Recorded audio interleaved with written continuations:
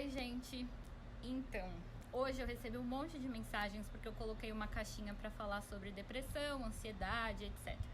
E aí as pessoas acharam que eu tava mal, pedindo ajuda. Então muitas pessoas falaram, busca ajuda, faz terapia e etc. Perguntaram como eu tava e enfim. Isso por um lado me deixou muito feliz, porque dá pra ver que a humanidade não tá 100% perdida, né? Bastante gente preocupada com o outro, muita gente se colocou à disposição pra conversar, enfim, achei isso muito, muito legal. Mas graças a Deus eu já tô bem, já faz um bom tempo. Eu coloquei essa caixinha porque era mais uma curiosidade, uma pesquisa minha, vamos dizer assim. Queria ver quantas pessoas responderiam, né, que tem ou teve e o que as pessoas sentem. Até mesmo porque depois eu vou compartilhar a maioria do que as pessoas sentem. Porque quando eu tive, saber o que as outras pessoas sentiam me fazia sentir menos pior. Porque eu falava, olha só, sabe, tipo, entre aspas, é normal. Então, não achava assim, sabe, tô ficando louca, tô perdendo o controle. Não, tipo, é uma doença e é normal sentir isso durante essa doença. Bom, mas enfim, algumas pessoas compartilharam as suas experiências, outras ofereceram ajuda e algumas me pediram pra falar um pouco sobre quando eu tive depressão, ansiedade, porque muitas pessoas sabem que eu passei por isso. E eu já gravei um vídeo falando sobre depressão há mais ou menos uns 2 anos atrás. E eu gravei esse vídeo exatamente, era setembro, né, por conta do Setembro Amarelo. E eu gravei esse vídeo porque quando eu tive depressão, conversar com outras pessoas que passaram por isso e superaram me ajudava, me dava força. Eu falava, olha só, eu também consigo, sabe? Tipo, não é impossível, isso é só um período, é só uma fase que eu tô passando. Bom, perguntaram o que eu sentia, eu já falei, né, nesses outros vídeos. Eu comecei com isso mais ou menos em 2017. Eu comecei a ter crise de ansiedade, de pânico. Eu sentia taquicardia, a mão tremer, me sentia suar, pensamento acelerado, às vezes o pensamento embaralhado nem eu conseguia identificar. Me dava um desespero muito grande, uma vontade de sair correndo, de fugir, mas ao mesmo tempo se eu fugisse tudo aquilo que eu tava sentindo ia junto. Me dava muito, muito desespero. Como existe casos na minha família de crise de pânico, de depressão, eu imediatamente busquei um psiquiatra que me disse que existe a questão genética, né, sobre a questão genética, né, das doenças psíquicas, depressão, ansiedade e até transtornos mais sérios. Bom, mas ter essa questão genética não quer dizer que você vá desenvolver alguma coisa. Muitas vezes você precisa de um gatilho que faça isso despertar. Como eu disse no primeiro vídeo que eu gravei sobre depressão, eu tinha uma vida, vamos dizer, normal. Eu estudava, eu viajava, cheguei a fazer viagens sozinhas, tinha amigo, enfim. E aí, no trabalho, eu trabalhava na área de vendas. No trabalho eu tinha ali uma situação tóxica. Tinha muitas pessoas legais no meu trabalho. Eu fiz uma grande amizade lá pra vida, apesar de eu estar um pouco distante dela. Mas, no geral, a condição de trabalho era muito prejudicial. Eu sofri uma pressão absurda de coisas que não estavam nas minhas mãos, de coisas que eu não tinha controle. Então, assim, não foi meu primeiro ano trabalhando com vendas, eu já trabalhava com vendas antes, cuidando de clientes maiores, enfim, não era essa a questão. A questão era mesmo como a empresa lidava com isso. E eu comecei a sofrer muita pressão e ser exposta de um jeito que minha autoestima começou a ser destruída. Eu já tinha atendido, aberto clientes incríveis em outras empresas, onde eu era valorizada, eu era motivada, enfim. E de repente numa empresa onde as pessoas não sabiam, não entendiam de liderança, sei lá, me colocavam numa situação, me ridicularizavam de um jeito que fazia com que eu me sentisse uma merda, sabe? Então, isso daí começou a destruir minha autoestima, e aí eu comecei a me cobrar, e aí eu não dormia e ficava pensando, enfim, e aí isso daí começava a me dar essas crises de ansiedade, essas crises de pânico, enfim. Aí eu procurei ajuda, mas aí também depois já comecei a desenvolver depressão, eu não queria levantar da cama, eu sentia muita falta de prazer nas coisas, muita desesperança, sabe? Tipo, nada faz sentido, nada tem graça. Tem essa questão muito da generalização, sabe? Tipo, então nada tem graça, tudo tá uma merda. É sempre assim. Enfim, e aí depois eu procurei ajuda, demorou pra eu me adaptar aos remédios, ao médico, à terapeuta. Eu fui numa psiquiatra, existe ali um período, né, pra se adaptar ao medicamento, enfim.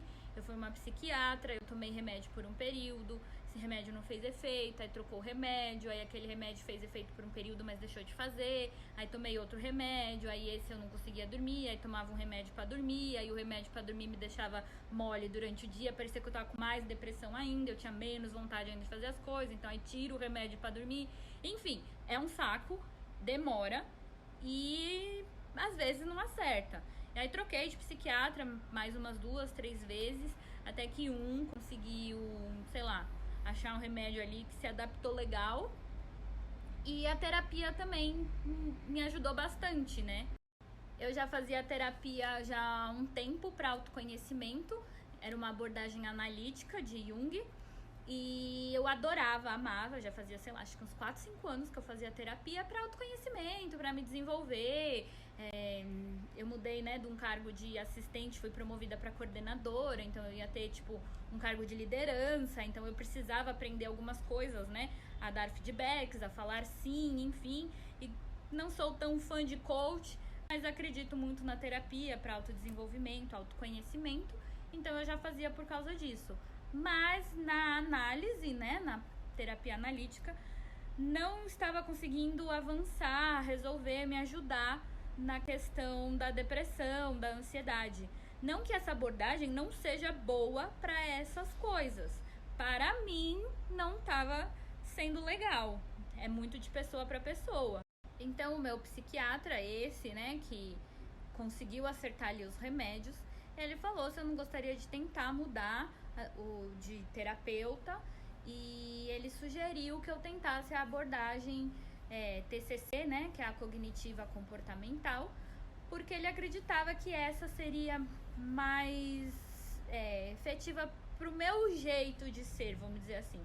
Então, tipo, o remédio tinha me dado um empurrãozão pra sair do buraco, mas ele ainda enxergava que, tipo, tinha muitas questões que são nós na nossa cabeça, crenças que a gente cria no decorrer da vida, que fazia com que eu me colocasse muitas vezes nessa situação de depressão, de ansiedade, enfim.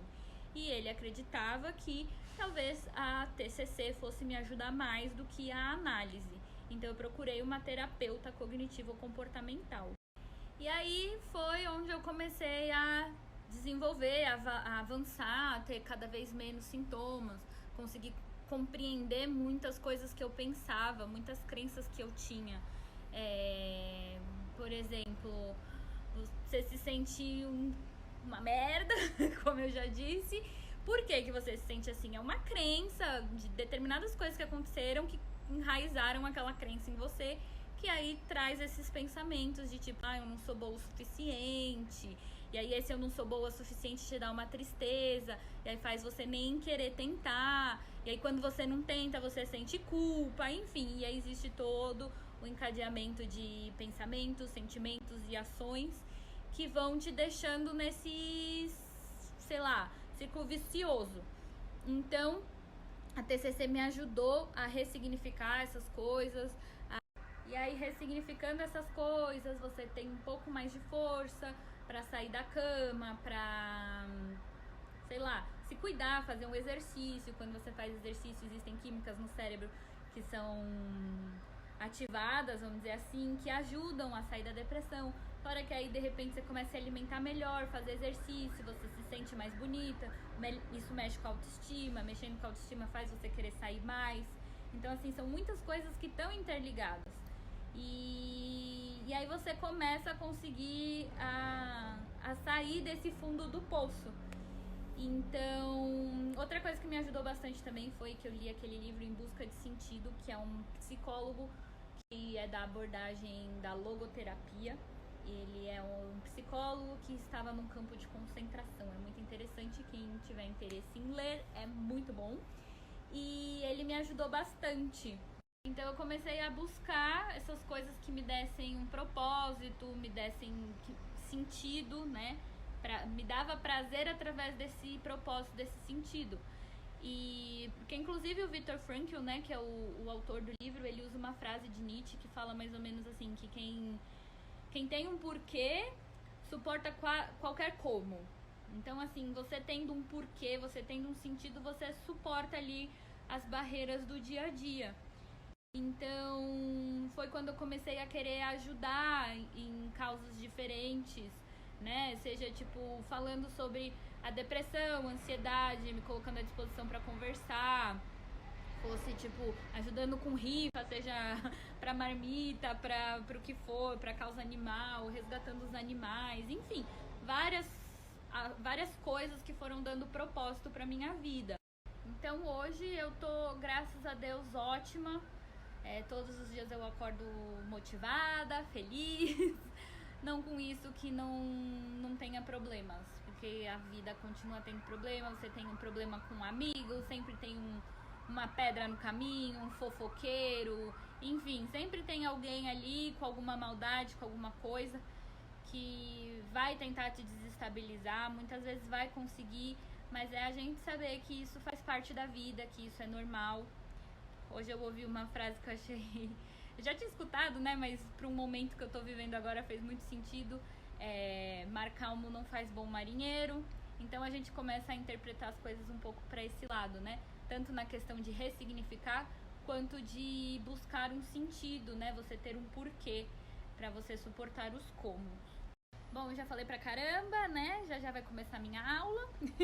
Então, se alguém quiser conversar, estou à disposição. Se alguém quiser fazer alguma pergunta, alguma coisa, pode mandar mensagem. Às vezes demora um pouquinho pra responder, mas eu sempre respondo, tá bom?